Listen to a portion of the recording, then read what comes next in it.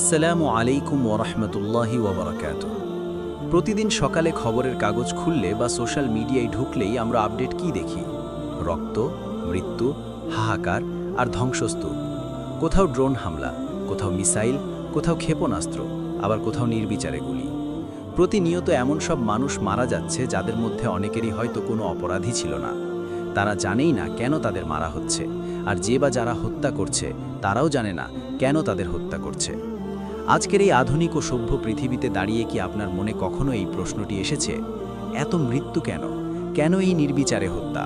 হয়তো একজন মুসলিম হিসেবে আপনি তেমন গভীরভাবে ভেবে দেখেননি।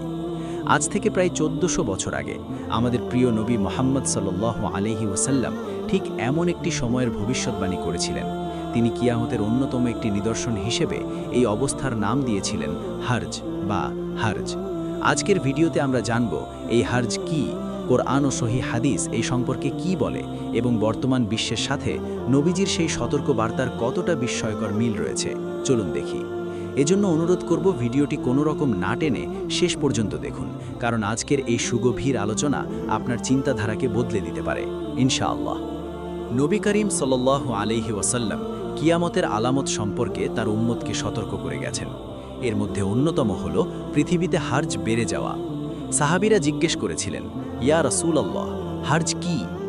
সহিহ বুখারীর 7062 নম্বর এবং সহিহ মুসলিমের 2672 নম্বর হাদিসে হযরত আবু মুসা আশারী রাদিয়াল্লাহু আনহু থেকে বর্ণিত, রাসূলুল্লাহ সাল্লাল্লাহু আলাইহি ওয়াসাল্লাম বলেছেন, কিয়ামতের আগে এমন একটি সময় আসবে যখন ইলম, ইসলামী জ্ঞান তুলে নেওয়া হবে, অজ্ঞতা বিস্তার লাভ করবে এবং হার্জ বেড়ে যাবে। সাহাবীগণ জিজ্ঞেস করলেন, হার্জ কি?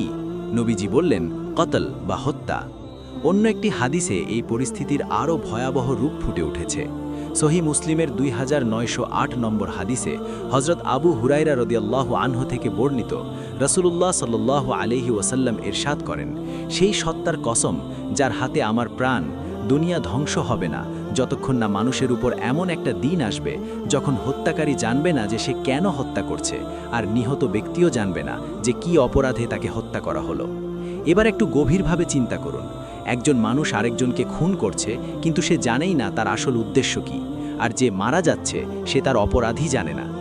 1400 বছর আগের এই হাদিসটি আজকের বাস্তবতার সাথে কতটা নিখুঁতভাবে মিলে যায় তা ভাবলে গা শিউরে ওঠে।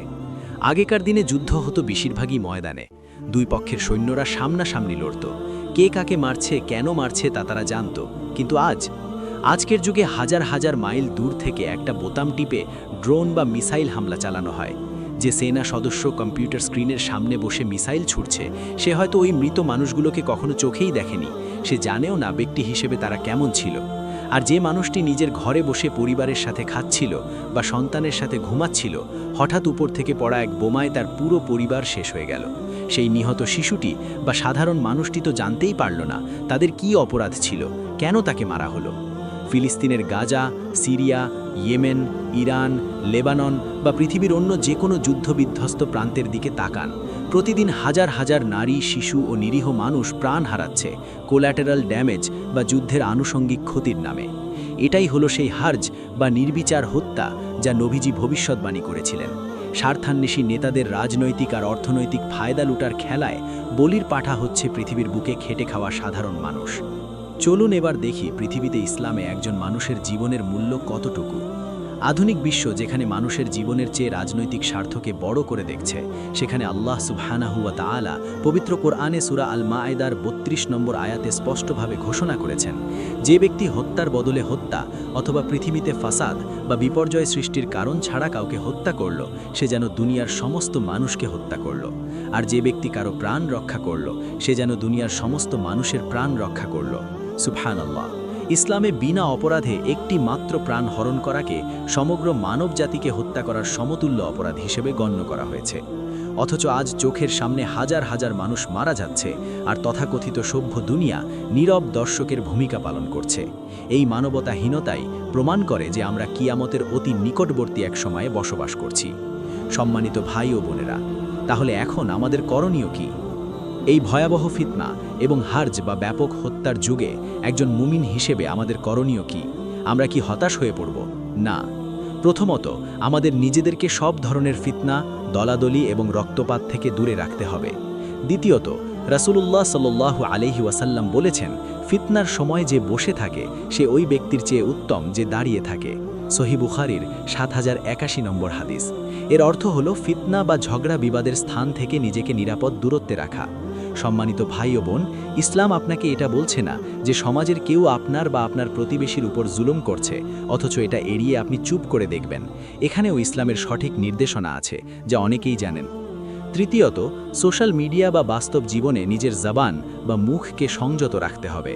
না বুঝে কোনো উস্কানিমূলক কথায় কান দেওয়া যাবে না, বা এমন কিছু শেয়ার করা যাবে না যার সম্পর্কে আপনি নিজেই সম্পূর্ণ সঠিক জানেন না, যা সমাজে বিভেদ বা সংঘাত তৈরি করে। সর্বোপরি বেশি বেশি তওবা করে আল্লাহর কাছে নিজের ঈমানের হেফাজতের জন্য দোয়া করতে হবে এবং মাজলুম বা নির্যাতিত মানুষদের জন্য আল্লাহর কাছে সাহায্য চাইতে হবে এবং যতটুকু সম্ভব নিজের আত্মীয় এবং সৎ প্রতিবেশীর প্রতি সহানুভূতিশীল আচরণ করতে হবে। প্রিয় ভাই ও বোন, রাসূলের প্রতিটি ভবিষ্যৎবাণী আজ অক্ষরে অক্ষরে সত্য বলে প্রমাণিত হচ্ছে। সময় খুব দ্রুত ফুরিয়ে যাচ্ছে। আল্লাহ আমাদের সবাইকে এই হার্জ বা ব্যাপক হত্যার ফিতনা থেকে রক্ষা করুন এবং ঈমানের সাথে বেঁচে থাকার তৌফিক দান করুন। আমিন। আজকের ভিডিওটি যদি আপনার চিন্তা জগতে একটুও নাড়া দিয়ে থাকে তাহলে অবশ্যই আপনার পরিবার ও বন্ধুদের সাথে শেয়ার করুন। এমন আরও তথ্যবহুল ইসলামিক ভিডিও পেতে আমাদের চ্যানেলটি সাবস্ক্রাইব করে বেল আইকনটি ক্লিক করে রাখুন। ভালো থাকবেন, নিরাপদে থাকবেন। দেখা হবে পরবর্তী কোনো গুরুত্বপূর্ণ আলোচনা নিয়ে, ইনশাআল্লাহ। আসসালামু আলাইকুম ওয়া রাহমাতুল্লাহি ওয়া বারাকাতুহু।